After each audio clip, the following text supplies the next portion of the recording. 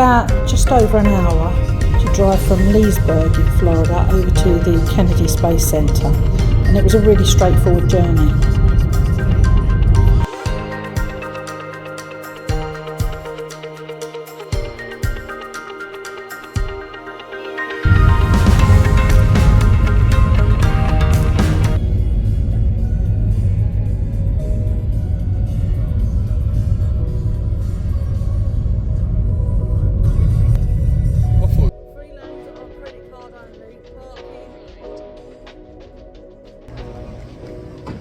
Hi everyone, and thanks for popping by. Today we're at the Kennedy Space Center in Cape Canaveral in Florida. We arrived a little while ago, so we've already done a couple of things, and we're really having a good day. There's lots to do here, so I'm not sure we'll get it all done in one day, but we're here for a few months so we can come back and have another visit. But really having a good day, and the weather is sensational. So stick around and see what we get up to for the rest of the day here at Kennedy Space Center. Bye for now. Deal on attraction tickets for £54 for an adult admission for one day, and that was the best that I could find at the time. But my advice is really do shop around.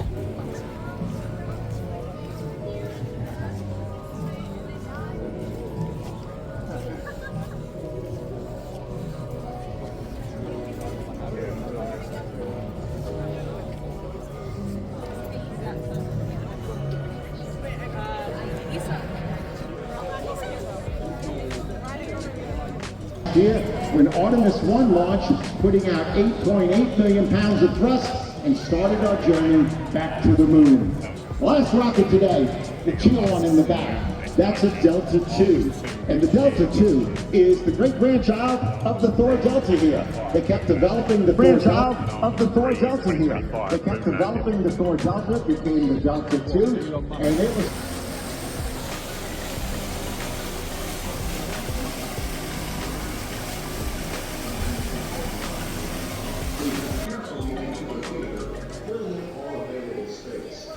This is the Heroes and Legends attraction at Kennedy Space Center, and it was brilliant. It was very immersive with lots of sounds and feeling.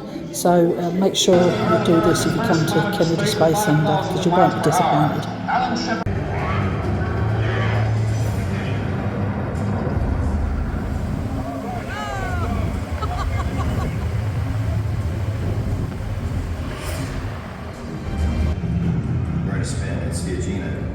Send command 400, undock now.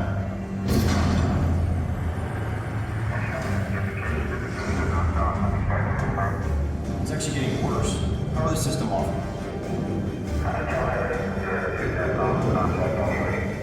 We have serious problems here. We are in the final left-hand roll at the present time. The hand control is locked up. We can't turn anything off. Did I hear him say he may have a stuck band controller? And a broken one. Roger, what about the Agena? He's separated from the Agena and he's in a roll and he can't stop it. We're coming in for dash 3. I'd like to argue with him, but I don't know how we can. Command, we will prep for emergency landing at 7-3. Gemini 8, I have some rescue down for you. The Mason. 3 hours after splash.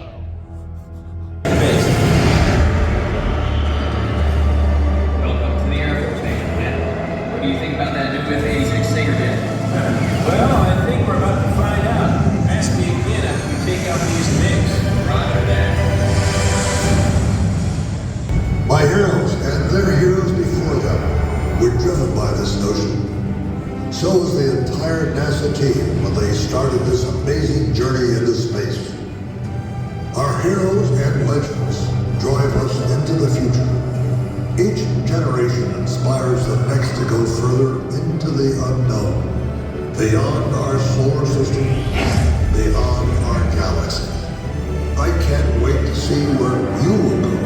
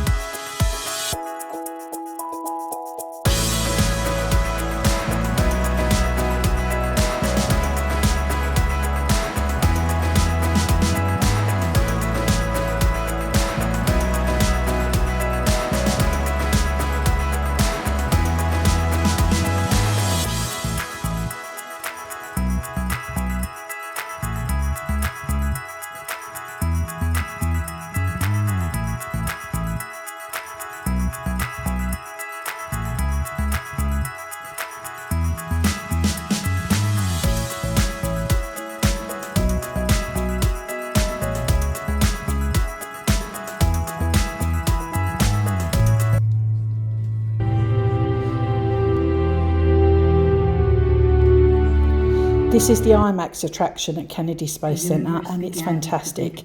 If you do visit, make sure you put it on your list and don't miss it. Billion years ago. This was the beginning of time and space, and it happened in an instant. For a short time, the universe was only made of hydrogen and helium, and it glowed like a warm campfire. Then, for several 100 million years, there was nothing to see. Slowly, under the force of gravity, tendrils of material began to rise. Planets around other stars were discovered, thousands of them. And a new generation of astronomers realized they could use the telescope to study them. A bit earlier than planned, but there was the solar array. And we were never supposed to see that. To a location called L2, 4 times farther than the moon. On the way, there are more than 300 deployments that must go perfectly for it to work. They're called single-point failures. Single point failure literally means if one thing goes wrong, you fail. There isn't a backup, there isn't an alternate. A dozen would be a lot. And we have 344.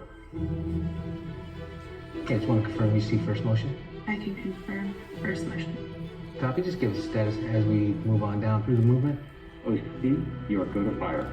Waycrooms go. All stations, this is Mom on Ops. We're a go at this time to finish unsealed tensioning. Every hinge that has to move, every cable that is going to deploy a sun shield that's going to pull it out. 3 of the galaxies are crashing into each other in slow motion. They're colliding and merging. A cloud of gas and dust being blown into this shape by the bright stars above it. They're young stars that have recently been born, in a fireball that can outshine the entire galaxy.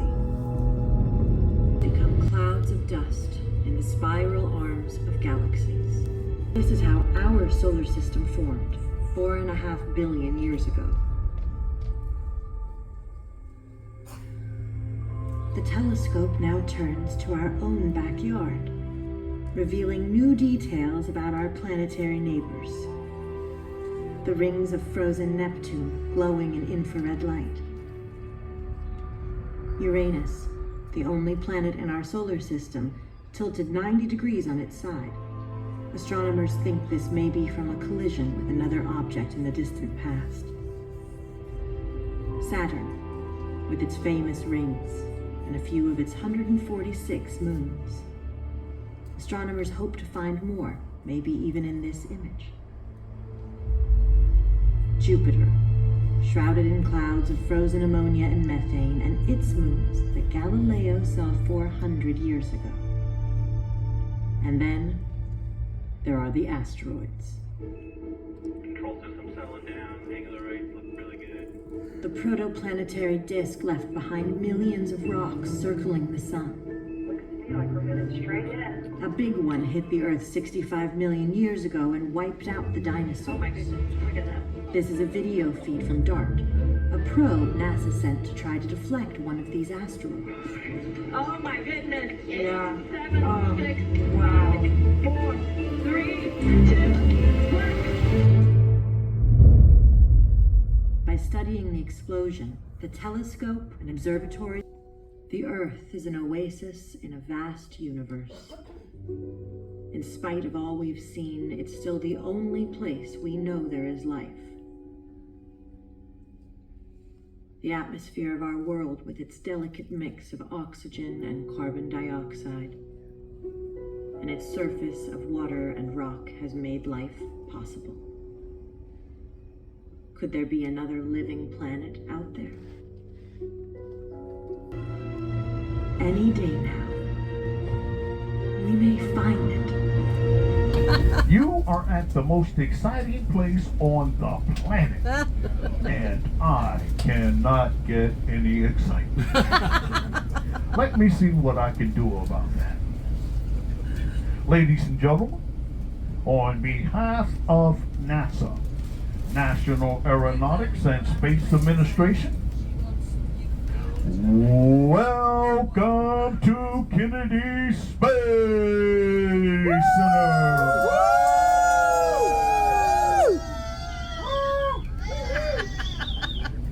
No excitement. My name is Noble. I will be your host. To your direct front, the Vehicle Assembly Building, or as we refer to it, the VAB. The building is so large, it sits on 8 acres, and it is the world's largest one-story building. The American flag, that is the world's largest hand-painted American flag. They could not use spray guns because of the wind.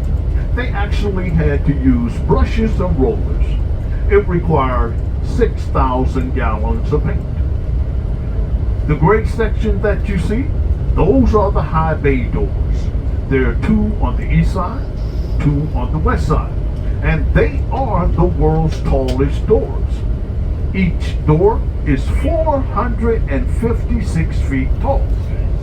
They open in an upside down capital T, and they open in sections. Each section weighs Apollo 11 launched from that pad, the landing on the moon mission. To your right, pad. And we were doing it with a rocket. It's one of those that things no man had that ever really flown before. you have to experience because it basically took you through the entire launch experience of Apollo 8. It was brilliant.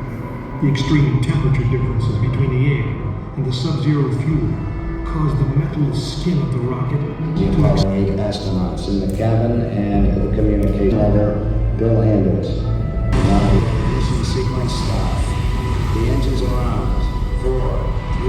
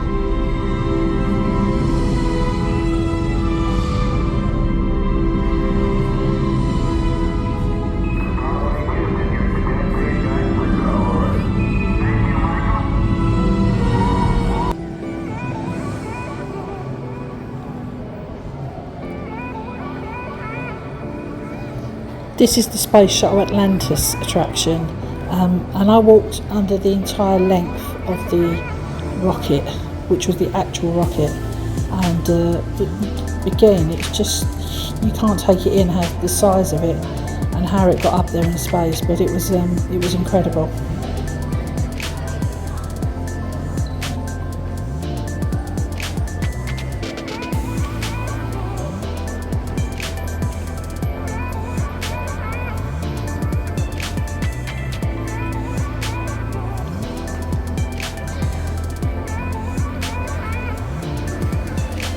Wow, they actually went up in that rock.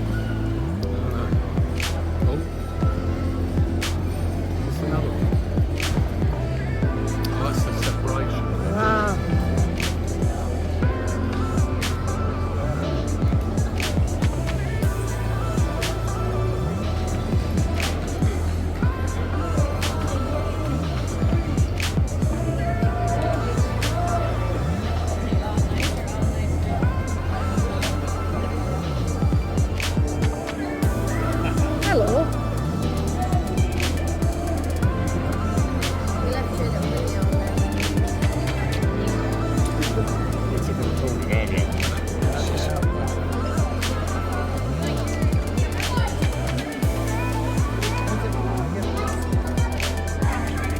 we've just finished up at Kennedy Space Centre. It's been a fabulous day. We've been here pretty much all day and got around about half of it. So you definitely need a good full day, or take your time over a couple of days is what I would say, definitely. But yeah, big thumbs up to Kennedy Space Centre. We'll be back.